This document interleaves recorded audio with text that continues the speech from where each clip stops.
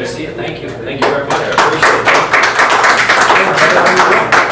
Thanks for coming out on a summer Saturday afternoon. I'm really grateful that you're here. And I want to just pause and reflect for a moment also on the 31 military personnel who lost their lives in Afghanistan. They, as you probably heard, had a mission that their Chinook helicopter was shot down, and 31 of our SEAL team members, the United States military, lost their lives. And we just stopped for a second here and reflect for a moment of silence for their service and their incredible commitment and sacrifice for our country and for us and for our freedom.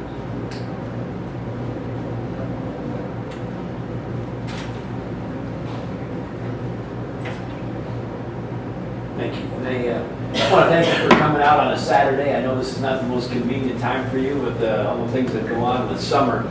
But like you, I love this country, and I'm running for President of the United States because I've got the experience and the record of results and the vision and the ideas to get it back to a better place, to lead it back to a better place. I want to talk to you about that briefly this afternoon, but before I do, I'd like to talk to you about how we got into this mess.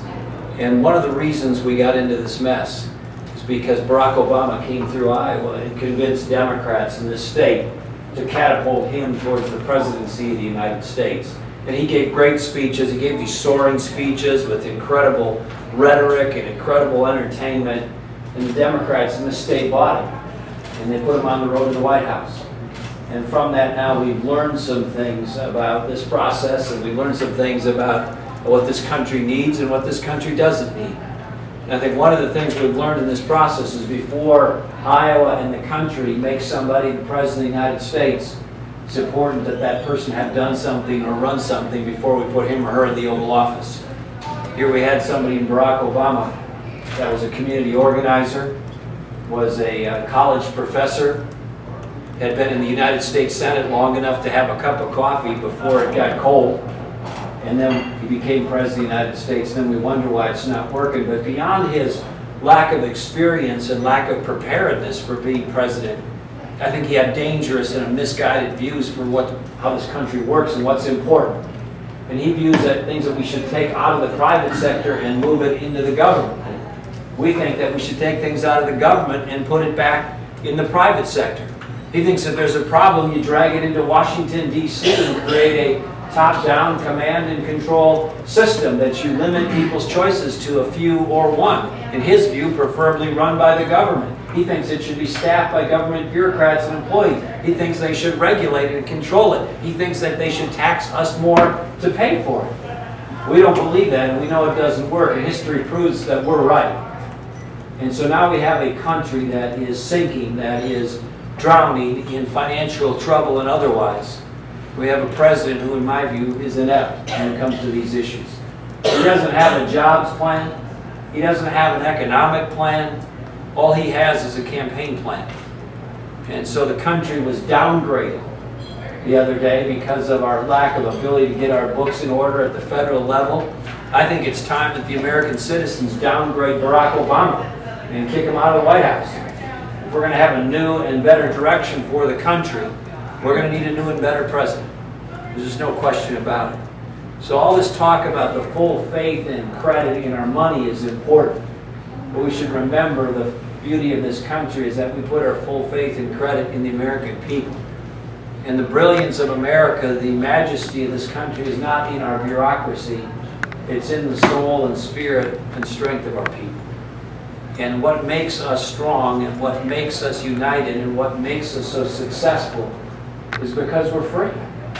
And that's not just some throwaway word by a politician. If you think about America's place in the world, we're not the greatest state and the nation in the world because we're the biggest place in terms of our population. We're not. We're not the greatest place in the world because we're the cheapest place. We're not.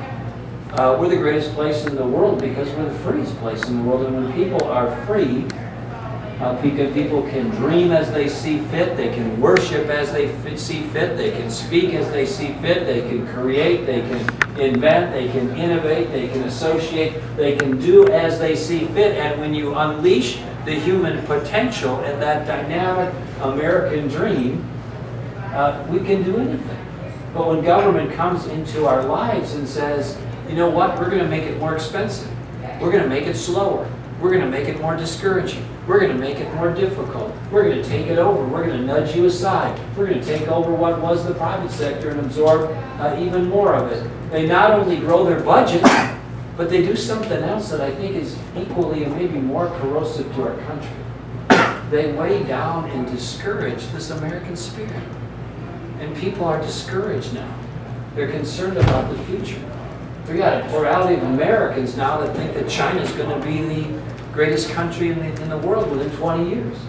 We got people wondering flat out whether our future's going to be as good as our past. So we got to fix this. Now, enough about what's wrong. Let's talk about what's right. Let's talk about what we can do to get this thing moving again. If we went around this room and asked you what matters to you, what brings you joy, I think we'd hear stories about wanting to take care of your family. We'd hear stories about how you like to make sure you get health care and get gas in your car and the important day-to-day things and participation in church and supporting that. Most of those things, ideally, you'd like to have some money to do. The number one way people get money is to have a job. And so we need to make sure that we have a country where businesses want to start and grow, not just government growing.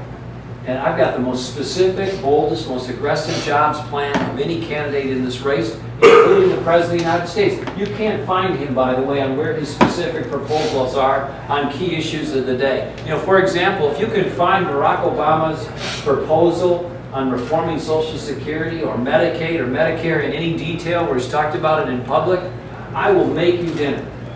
Or I'll mow your grass. Limited to 1 acre, though. You know, you can't get it. Limited to 1 acre. You can't find it because he doesn't have one. If you're President of the United States and you're going to be the leader of our country, you need to lead, even if it's unpopular, even if it's difficult. So I went to the University of Chicago and laid out this jobs plan. It's all on our website at timpawlenty.com if you want to read the whole thing, but here are the highlights. Cut the business tax rate from 35%, one of the worst in the world, to 15%. Take the individual tax rates from 6 down to 2, just 10 and 25%. But eliminate the taxation on interest, on dividends, on capital gains, on the estate tax. Lays out in there the importance of getting our spending under control as well. I'll touch on that more in a moment. It also talks about the need to have an energy plan that is more American energy and gets us off the Middle East and places that don't like us. I don't know about you, but I don't want to have our economy and our energy future hooked to whether some tyrant in the Middle East that didn't like his breakfast in a particular week. And then we need to make sure we can take care of regulations. They are out of control in this country.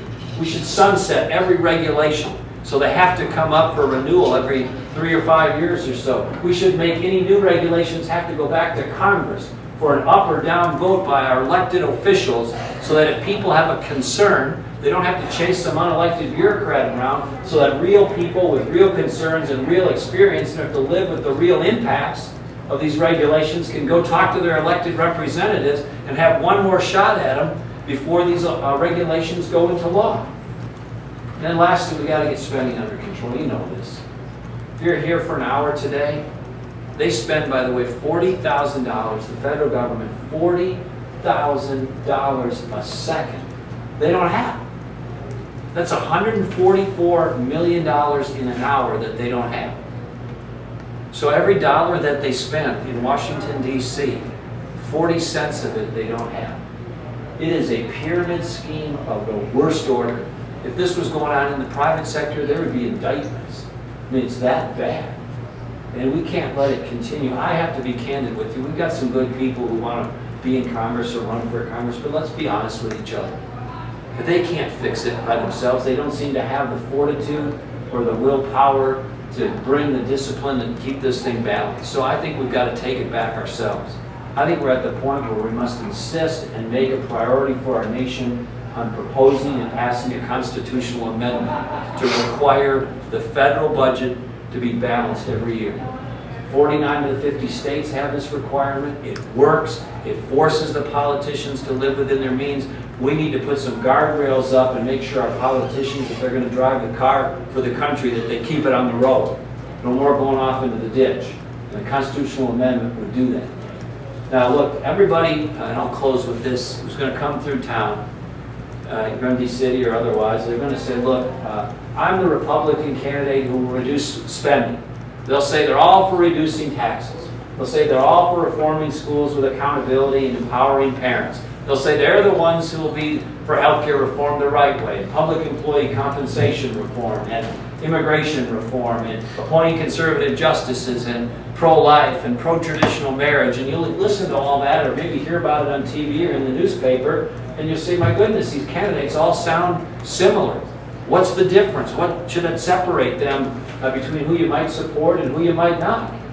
Well, I hope you ask some additional questions. And I hope you consider some additional criteria. One of which is, have they actually done any of this before? Because we've had enough with Barack Obama of speeches, of empty rhetoric, of broken promises. We need to have somebody who's going to be President of the United States, who has executive experience, who's run a large enterprise under difficult circumstances, and achieved not more speeches, but results. When you look at my record in Minnesota, here's what you'll see. We took spending from historic highs to historic lows. I cut spending as governor net, or taxes, $800 million during my 8 years as governor, even though we had the effects of 2 recessions during that time. We were one of the first states in the nation to move school employees, teachers, from seniority pay to performance pay. We did public employee compensation reform before it was the cool and popular thing to do. We did healthcare reform the right way. No individual mandates, no government takeovers. And by the way, Obamacare should be repealed in its entirety. And then we did a variety of other things. I appointed the best and most conservative Supreme Court justices of any court, state court in the country. It was heralded for the quality of those conservative appointments in Minnesota. We moved the pro-life needle further and farther, I think, than any governor in the country during a comparable time. The National Review of Conservative Publications said I was the most pro-life governor running, based on the record of results for the pro-life movement. I was the author, co-author of the Defense of Marriage Act in Minnesota, and on down the list. The point of all that and more is, you can listen to the speeches, but I don't know about you, any bobblehead can stand up here and tell you what the Republican line is on this issue. The question is, have you done it? And do you have the experience to lead the country? And do you have the fortitude and the strength to actually get it done in Washington, D.C.? Now, everybody's going to say they can. I did it in Minnesota. This is one of the most difficult political environments for a Republican in the nation. And I didn't do it a little bit. I did it big time. And I wasn't just rubber stamping the legislation of a Republican legislature. I never had a Republican legislature. We had to fight hard. I set a record for vetoes. I had the first government shutdown in 150 years. I took more money out of the budget using executive authority in my 8 years as governor than the 142 years worth of governors combined. And down the list, and we changed Minnesota from way to the left to a common sense conservative direction. And also people are going to say, look, I'm the candidate who can win in purple and blue states. But I did it. I got elected and re-elected 2002, 2006. Again, in one of the bluest and most purplest states in the country. That's important because if we're going to get Barack Obama out of the White House, we can't just have a candidate who's going to win in the areas that are layups for Republicans. We got to go into those areas and get those independents and conservative Democrats to join our team, not by being like a Democrat, but by convincing them to join the conservative team. And that's what I did in Minnesota, and that's what I'll do for the country. So the hour is late, not just this afternoon, but for the country. But it's not too late. We can fix this. We know what works. The way forward may not be easy, but it's not complex. We roll up our sleeves and put our shoulders back and our head down, and we drive forward on the things that made this country great. Turning towards God, not away from God. Making sure we emphasize the private sector, not government. Making sure we value individuals' dynamic quality and freedom, and not bureaucracy and regulation and suffocation of the human spirit. Making sure that we understand that the way forward for people's quality of life is jobs. Not government stuff, but jobs in the private sector. And Barack Obama needs to do things to encourage that, and he won't. He doesn't understand it. And so I will. I'm going to Washington, D.C., not just to change Washington, D.C., but to defeat it. It is out of control. It is a monster that has to be tamed and defeated. And that's exactly what I did in Minnesota, and that's what I'll do as President of the United States. I appreciate you coming this afternoon. I look forward to taking your questions. Thanks a lot.